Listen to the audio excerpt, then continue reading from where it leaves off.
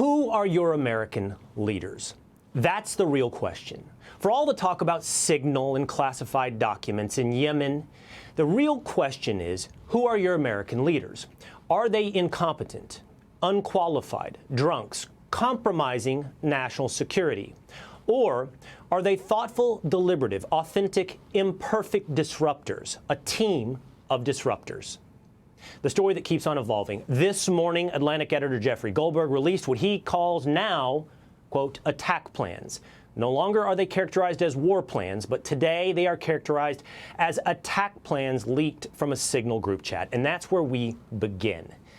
This, what was released today, early this morning, read as follows. He posted an update from Secretary of Defense Pete Hegseth the morning of the attack in Yemen. It was 11:44 a.m. where Hegseth posted in the Signal group chat that weather was favorable, and they have confirmed CENTCOM is a go for mission launch.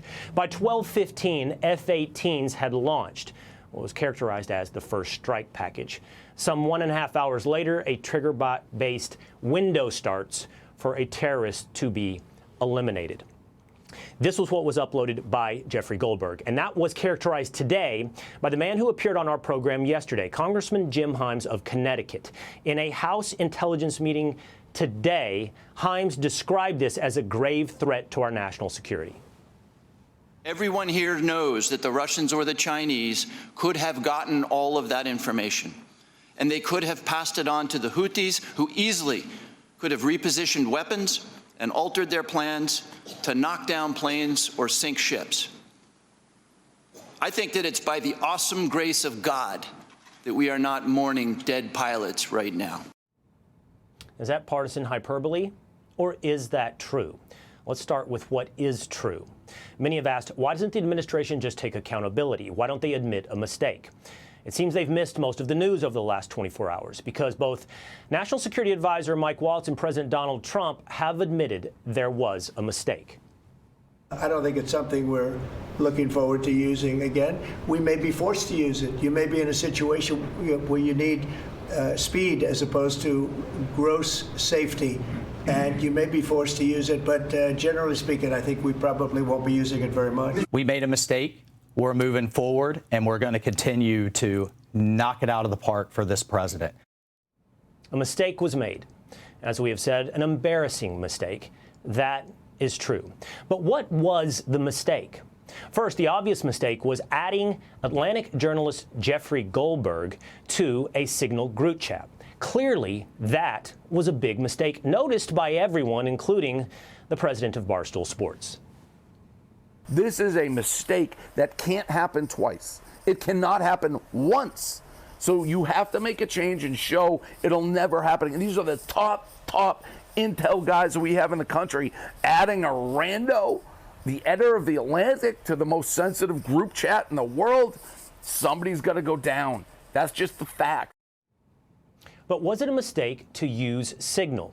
That is the story from the House Intel Committee, that the leaders of America compromised national security by using an unsecured application, Signal. What is Signal? It is a private commercial app encrypted end-to-end, and it's been adopted by the Biden administration and used for years. In fact, CISA said, adopt a free messaging application for secure communication that guarantees end-to-end encryption, such as Signal or other apps. It was encouraged by previous administrations, but was it encouraged for all communications? And why was it encouraged?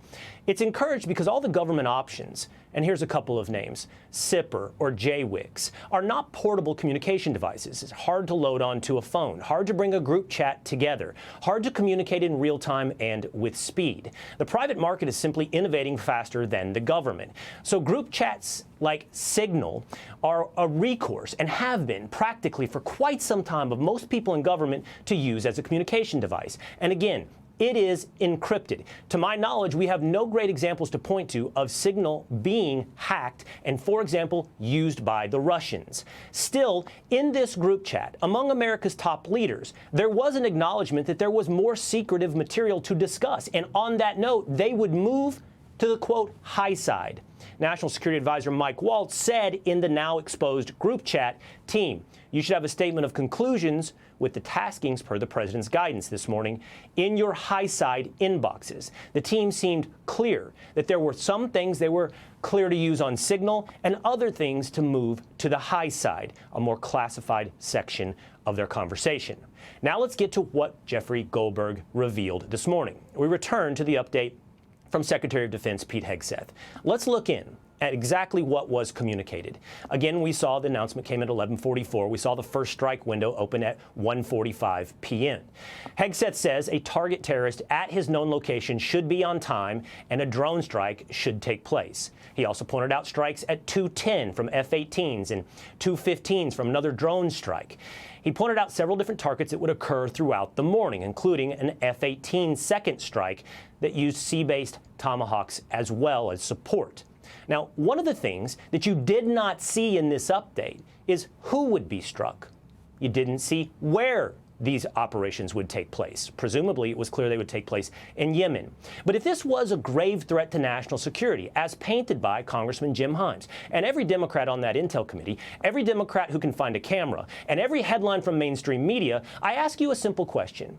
If you did something that we have no evidence has ever been done, like a Russian breaking into an encrypted Signal app, and you got access to this information, what would you know and how would you act upon it? You'd have about a 30-minute window, perishable evidence, perishable communication that would expire within the hour.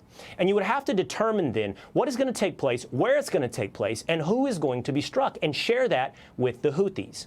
Was everything that happened here perfect? Absolutely not. And as you heard from President Donald Trump, you will probably see some changes made in government. There were admitted mistakes, but it is completely overhype to be told that our national security was threatened, that American pilots were saved by the grace of God.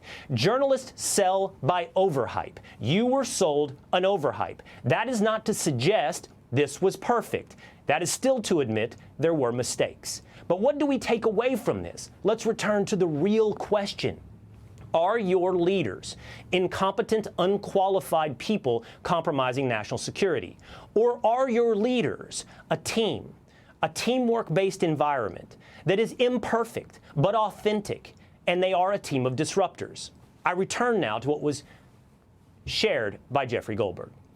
J.D. Vance put in that group chat the following when it came to the deliberation of these strikes in Yemen. He said, team, I'm out for the day doing an economic event in Michigan, but I think we're making a mistake. I'm willing to support the consensus of the team and keep these concerns to myself, but there's a strong argument for delaying this a month, doing the messaging work on why this matters, and seeing where we are with the economy. Some years ago, an author named Doris Kearns Goodwin wrote a book about President Obama. It was entitled Team of Rivals. It was a very praised book, and it praised the Obama administration about bringing different voices in to offer up different points of view. And it was based upon, by the way, the administration of Abraham Lincoln, bringing people of different points of view together to arrive at the best conclusion. You and I have been told for years that President Trump surrounds himself by yes men, lackeys. But now, through this leak and inadvertent transparency, you see a team not just of disruptors, but of rivals with thoughtful deliberation, with authenticity, who they are privately or who they are publicly. I return now again to what was exposed by Goldberg. Presumably, Stephen Miller, under the heading SM, said the following.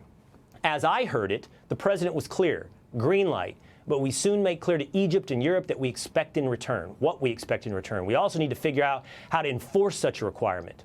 If Europe doesn't remunerate us, if the U.S. successfully restores freedom of navigation at great cost, there needs to be some further economic extraction gained for the United States of America.